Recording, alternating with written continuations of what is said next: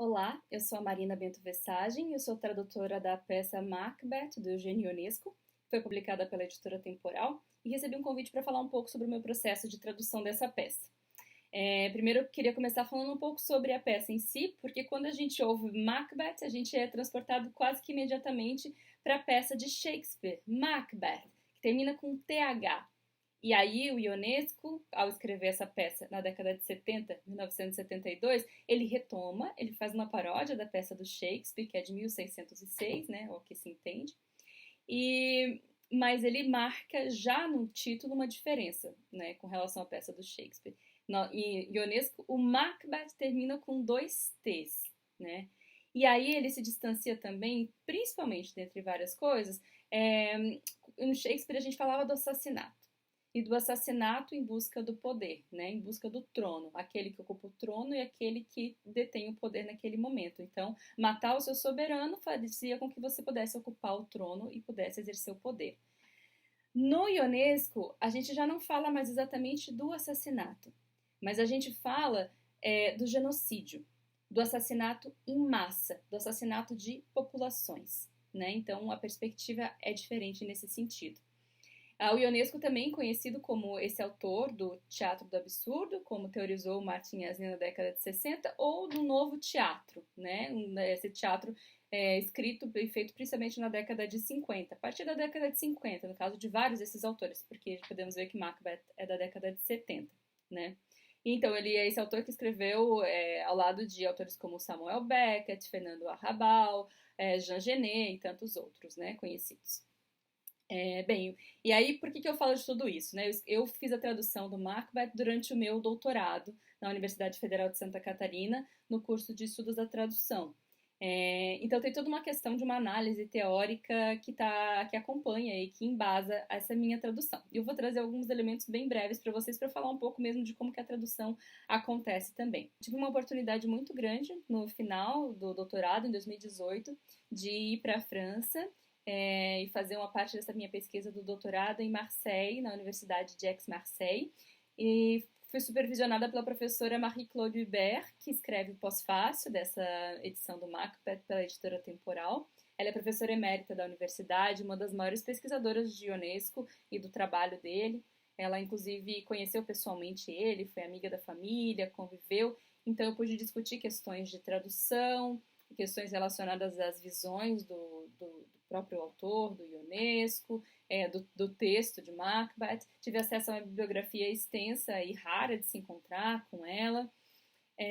Também, através dela, tive acesso a um período que eu pesquisei em Paris, na Bibliothèque Nationale de France, ao material, algumas pastas que estavam disponíveis lá, apenas para consulta local, que traziam anotações sobre a peça, rascunhos prévios de diversas cenas, perspectivas de como que ele realizou isso, e tudo isso contribuiu muito para o trabalho de tradução, exatamente, né? Eu também tive contato com encenações da peça, situações de enunciação, tanto encenações quanto leituras, né?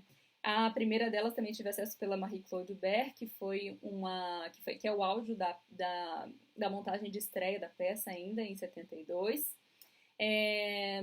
do Jacques Mauclair, e também de uma montagem, aí o vídeo de uma montagem de 94 do Georges Lavelli, uma montagem mais contemporânea, e vi no Festival de Avignon daquele ano de 2018 uma montagem de Macbeth, que ela era uma perspectiva, os personagens eram bufões, então eles se alternavam em cena, os personagens, ficavam todos em cena sentados numa cadeira, quebrando toda a quarta parede nessa montagem, bastante contemporânea.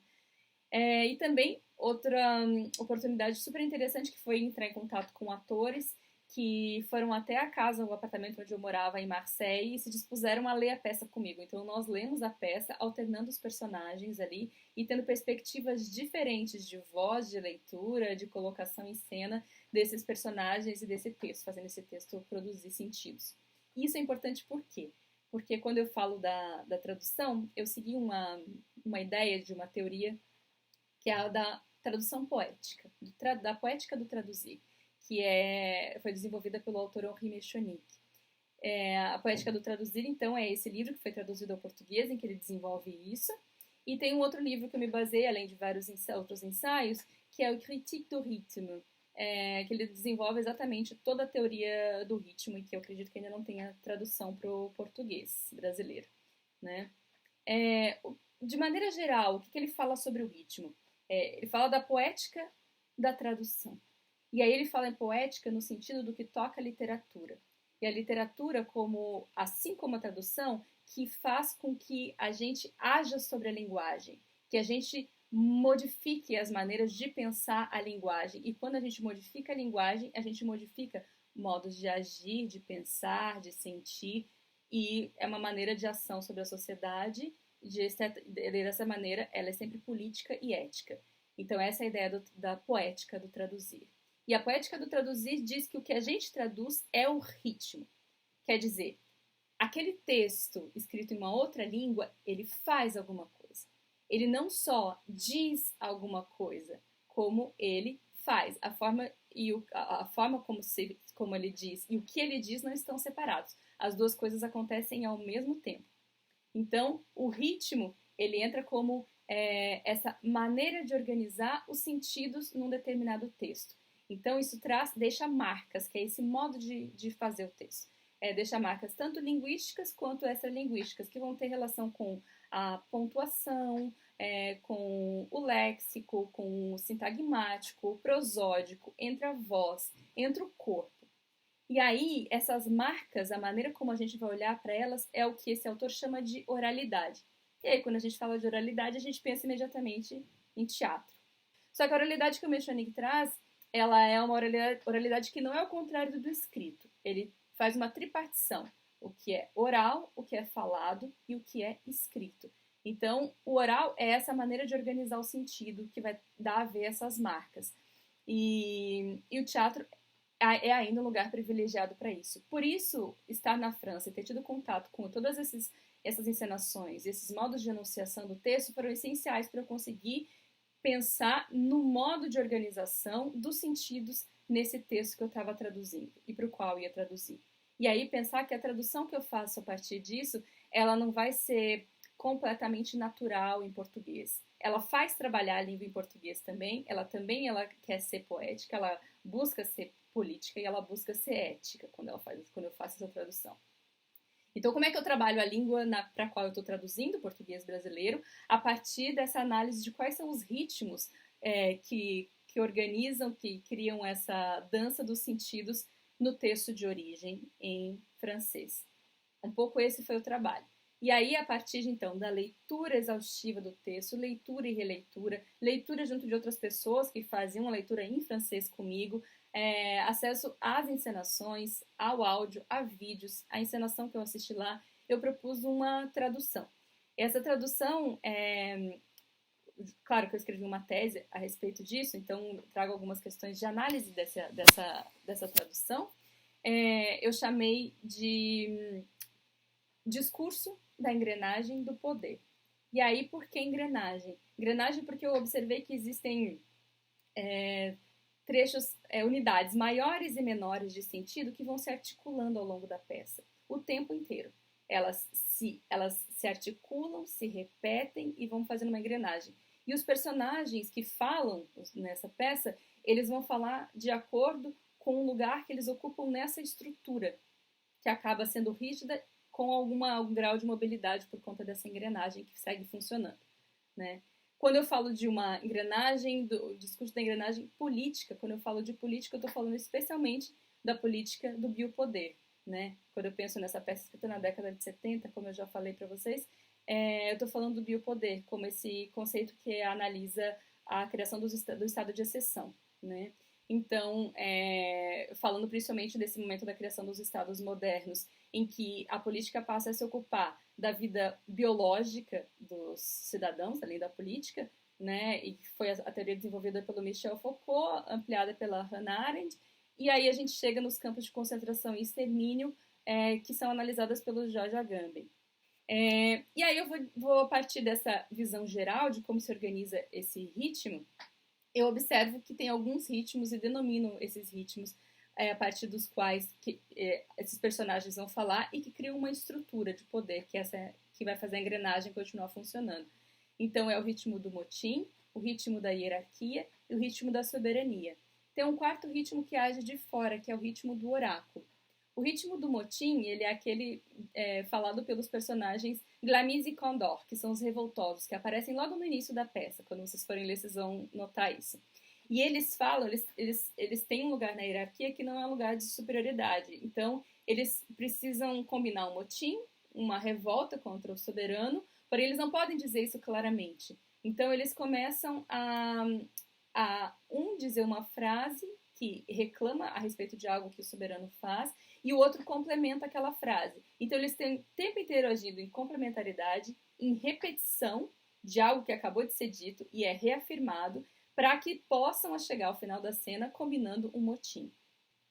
Macbeth e Banquo, são os generais do soberano, eles falam a partir daquela segunda, dentro desse segundo ritmo da hierarquia, né? Eles estão ali para a manutenção justamente da ordem e dessa hierarquia. Então eles têm uma fala que é cadenciada, que ela tem um ritmo que é específico, que tem um corte de frases mais curtas. Essas frases elas trazem números e dados, elas falam do horror provocado, mas de uma maneira ascética. Então tudo isso tem a ver com essa fala, que é a fala da hierarquia. Macbeth entra em cena e às vezes fala um texto enorme, vocês vão ver. Em seguida, Banquo entra em cena e fala um outro texto gigantesco. E aí eles não se encontram em cena até um determinado momento específico da peça, né? Que é o momento dessa transformação em que eles decidem se revoltar, de fato, contra o soberano. E os personagens sempre aos pares. Glamis e Condor, motim, o Banquo e o Macbeth, da hierarquia. O soberano é aquele que fala do terceiro ritmo, que é o ritmo, então, da soberania. É um ritmo que vocês vão encontrar, que a gente olha em qualquer discurso de governantes que a gente tenha, de políticos, né? É um discurso vazio, assim como essa ideia de que o trono, ele também é vazio, que o trono, ele é ocupado por aquele que ocupa enquanto o ocupa, né? Então, a linguagem também passa por esse lugar. Ela se diz dizendo, ela traz o tempo inteiro opostos, metáforas que não dizem nada. Então, quando vocês observarem, quando Duncan, que é esse soberano, nesse momento da peça, ele entra em cena, ele vai falar a partir desse lugar. Tem essas características. E aí, esse quarto ritmo é o ritmo que eu falei que é o ritmo do oráculo, é o ritmo das feiticeiras. As feiticeiras ou as bruxas têm um lugar especial nessa peça, porque no Shakespeare elas apareciam no início, lançavam a profecia, e depois era Lady Macbeth que convencia o seu esposo de que ele deveria se revoltar, matar o rei e ocupar o seu lugar. No Ionesco, as feiticeiras elas não aparecem no início, começa com a guerra. Quando elas aparecem para confundir a verdade, para bagunçar. Elas é que têm o papel de convencer Macbeth e Banquo a se revoltarem contra o rei. E elas fazem isso a partir dessa confusão, de uma ideia do falso, do conceito de teatralidade, mas especialmente se apropriando da linguagem. Elas usam palavras que Macbeth tinha acabado de usar e dão um sentido diferente na frase seguinte, mostrando uma perspectiva outra para o Macbeth, de que ele talvez esteja sendo usado pelo seu soberano.